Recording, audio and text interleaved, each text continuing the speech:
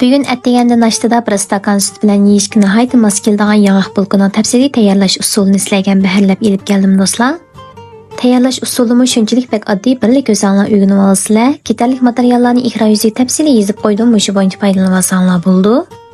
Avval tayyor qilib olgan issiq sutimizga xamir turishini to'kib, to'liq aralashtirib olgandan keyin yana bir qachimizga 2 tal tuxum, shakar, tuz, suv mayni to'kib, buni bir qur aralashtirib etgandan keyin ustiga sutni to'kib, o'xshashlar yana bir yaxshi aralashtirib olamiz. Xurishlarimiz to'liq aralashib bo'lgandan keyin unning to'piga to'kib, xamirni yo'g'irib, xamirimiz silliq holatga o'tkazchilik yaxshi ishlab etgandan keyin 40 minut atrofida bo'ldiramiz. Bu araliqda ushoq ezilgan yong'oq mig'iziga shakarni to'kib yaxshi bir aralashtirib olamiz. Shakarga bek cho'ng o'lcham yo'q, o'zinglarning tatli yeyish ahvolingizga qarata aralashtirsanglar bo'ldi. Endi supur yuziga ozroq un sepib etgandan keyin xamirimizni videoda ko'rsatilgan bo'yicha 4 cha salat qilib yeyib, ustiga eritilgan sariq meyimizni tekshi qilib bir surkib etgandan keyin tayyor qilib olgan yong'oq mig'izimizni tekshi chechib, qo'limiz bilan mush holatda yuvib olamiz. Yuvigan vaqtinglarda oldinglarga tatib turib changroq qilib yuvganlar do'stlar. Endi og'izni yumlab bir etib etgandan keyin mushu bo'yicha kesib duxovkamizni bir qor maylab etgandan keyin ustiga ratli qilib tizib olamiz.